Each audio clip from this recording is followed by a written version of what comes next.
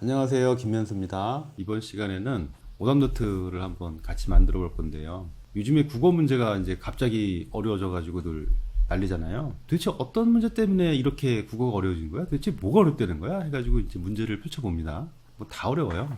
다 어려운데 궁금하지 않으세요?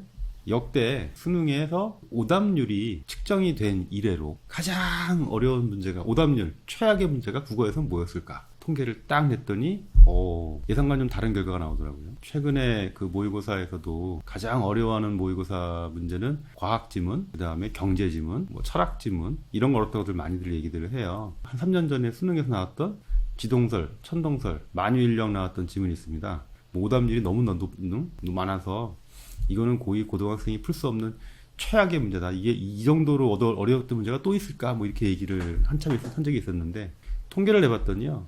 오답률 지금 보시면 여기 지금 통계자료 나오고 있는데, 그 지동설 뉴턴 지문이 역대 오답률 6위예요. 6위. 최악이 아니에요.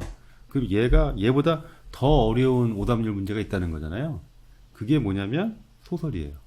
여기 지금 나오죠. 2019년 3월 5일 모의고사에 나왔던 당제라는 소설의 보기 문제 유형이 있었는데, 이게 정답률이 16%대로 가장 어려운 문제로 나오고 있어요. 근데 현대소설이 이것만 있냐 그러면은 3위에 또 있습니다. 3위에 2017년에 고3 모의고사에 나왔던 소설 문제도 비문학 과학지보다 오답률이 훨씬 더 안 좋게 나왔어요. 그럼 이게 도대체 왜 그렇게 나온 걸까? 시험지를 보시면 이렇게 됩니다. 자, 요 지문입니다. 지금 보고 계신 요 문제가, 요 지문이 역대 수능에서 모의고사에서 친구들이 가장 못 맞췄던 문제가 요거예요. 지금 보시면 소설인데 왜 그랬을까요? 읽어보면 그렇게 어렵지도 않은데, 지금 보시면 여기가 한 바닥이죠. 그 다음에 또 내려가면 또 한 바닥이 있죠. 길어요. 길이의 압박. 거기다가 요 문제거든요. 27번. 요 보기 준 문제. 요게 이제 또 읽어야 되니까. 어디 문제를 좀 볼까요? 27번 문제. 보기를 바탕으로 윗글을 감상한 내용 적절하지 않은 거래요. 이 보기 문제 자체가 원래 이렇게 3점짜리 고득점 문제예요. 보기를 바탕으로 하세요. 그러면은 문제의 정답은 반드시 보기에 있는 거를 근거로 하는 게 일단 중요해요. 첫 번째. 그럼 보기를 정확히 읽어야 되는 겁니다. 또 읽으래요. 기도 읽었는데. 그 다음에 감상의 적절성을 물어보잖아요. 이 감상의 적절성 문제는 감상하면 안 되는 거예요. 왜 그러냐면 어떤 드라마를 보고 어떤 영화를 보잖아요. 나는 정말 재밌게 감상했는데 누구는 재미없을 수도 있는 거잖아요. 왜 그런 거죠? 취향의 문제고 기호의 문제잖아요. 그럼 여기서 만약에 내가 이거를 감상을 해버리면 취향의 문제로 넘어가 버리는 거예요. 그러면은 객관식 문제에서는 그게 판단이 안 됩니다. 그래서 이 감상의 적절성은 뭘 물어보냐면 최소한 이런 거예요. 아니, 주인공이 죽었는데 원작에서 문제에선 살았다고 내면 틀린 거지 않습니까? 그게 좋든 나쁘든 간에 근거를 보셔야 돼. 그러니까 이 문제는 보기를 바탕으로 감상한 거 적절한 것을 이렇게 물어보면은 보기에 있는 거를 근거로 하면 되는 거예요. 그거만 보시면 돼요. 그럼 보기 한번 읽어볼까요? 당제는 민족 순환의 역사와 산업화를 겪은 농촌을 배경으로 한몰 영감 내외와 마을 사람들이 경험한 아픔을 보인다. 여기까지는 이제 앞에 소설에 대한 설명이고, 아래와 같이 이 작품의 두 축은 역사와 신앙으로 초월적 세계에 대한 믿음을 통해 현실 문제들을 해결해 가고자 하는 사람들의 모습이다. 와, 초월적 세계에 대한 믿음. 이게 좀 전통 신앙이 좀 나와요, 여기에. 그래서 역사 문제와 신앙의 문제가 있고, 미륵바위는 개개인이 초월적 세계를 향해 직접적으로 기원을 할 수 있는 대상이고, 마을 신에게 제사를 지내는 당제는 두 세계를 매개하는 의식인데, 도깨비는 두 세계의 매개자로서 마을 사람들의 일상과 함께하는 것이고, 이처럼 소설은 현실의 삶이 초월적 세계와의 교류를 통해서 지탱되고 이어져 간대요. 여기가 어렵죠.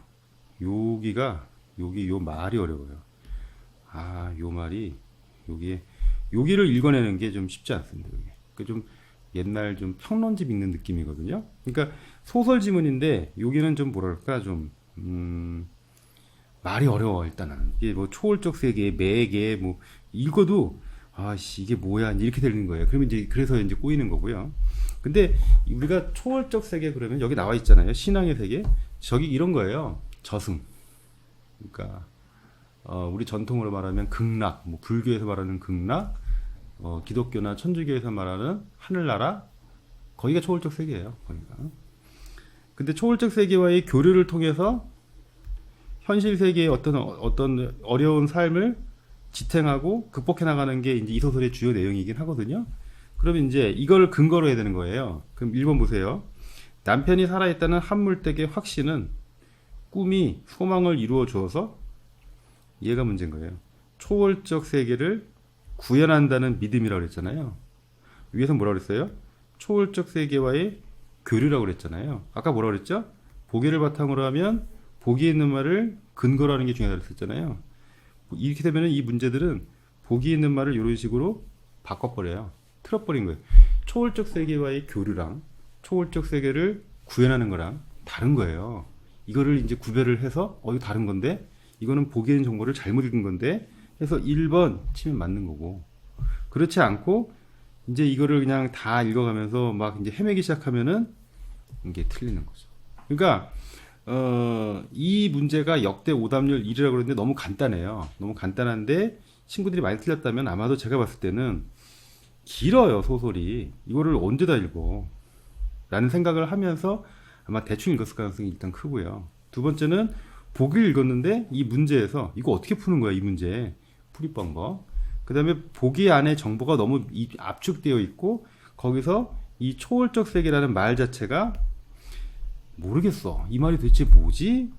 이렇게 되면서 이제 물음표가 생기면서 와, 이게 뭔 소리냐? 이런 생각이 많이 들었을 것 같아요. 그러면서 이제 오답이 많지 않았나. 이게 역대 오답률 통계에 의하면 1위 문제입니다.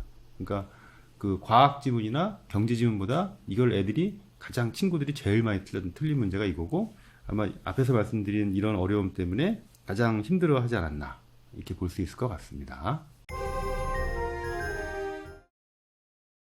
이 문제를 풀어보면 답은 의외로 되게 쉽게 나오는 편인데요. 이 문제를 풀어보면 이 초월적 세계를 구현한다는 믿음, 이게 도대체 어떤 의미인지를 정확하게 알아야지 풀 수 있는 문제거든요.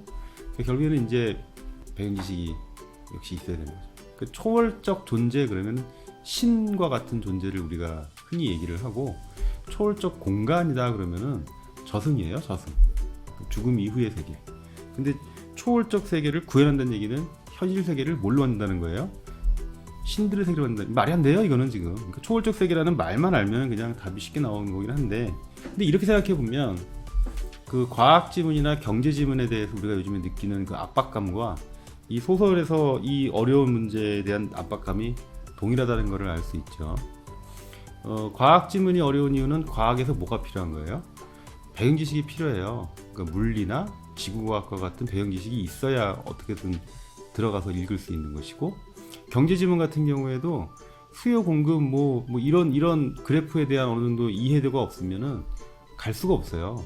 그 다음에 이 소설 같은 경우에도 이 긴 글을 읽을 수 있는 능력도 필요한데, 결정적으로 초월적 세계가 도대체 뭐냐에 대한 정보가 지식이 없으면 안 되는 거거든요. 그러니까 최근에 오답률이 높은 문제들은 공통점이 상당히 수준 높은 어느 정도 폭넓은 배경 지식을 요구를 한다는 점에서 공통점이 있는 것 같아요. 그 요거 같은 경우에도 어휘에 대한 배경 지식이 완전히 있어야 되는 것 같습니다. 그래서 틀렸을 때 오답노트를 정리하실 때 그 지문에서 요구하는 배경 지식이 무엇인지를 한번 좀 점검을 해보시고, 아, 내가 이런 걸 모르는구나, 뭐 이런 걸 모르는구나 하면서 하나씩 정리하시는 게 이제 국어 공부에서는 되게 중요할 것 같아요. 너무 많은데 그걸 어떻게 다 봐요? 이제 할 수 있는데, 근데 이 배경 지식의 이 폭이라는 게 교과 과정 안에 있는 겁니다. 최근에 교과 과정이 우리가 선택 과목으로 많이 나눠져 있고, 그 다음에 자기가 선택 과목만 하다 보니까 좀 폭넓은 지식에 대해서는 좀 등한시할 수 있는데, 그러면 이게 좀 힘듭니다. 국어과 같은 경우. 그래서 좀 넓게 좀 두루두루 아시는 것이 중요할 것 같아요. 그러니까 그 좁은 영역 안에서 좁은 지식을 묻는 문제가 아니에요. 현재 오답률이 높은 문제들의 공통점은 교과서 밖에 내가 선택한 과목 이외에 다른 것들에 대한 지식이 필요하다는 점이고, 그래서 우리가 이제 독서 얘기를 하는 거죠. 배경 지식이 필요하다. 그러니까 저희가 서울대 추천도서 책 읽기 코너를 마련한 것도 이제 그런 배경 지식이 필요해서 이제 하는 것들이고, 앞으로는 더 그럴 것 같아요. 앞으로 점점 더. 그러니까 새로운 것이라기보다는 세상에 지식이 너무 많아요.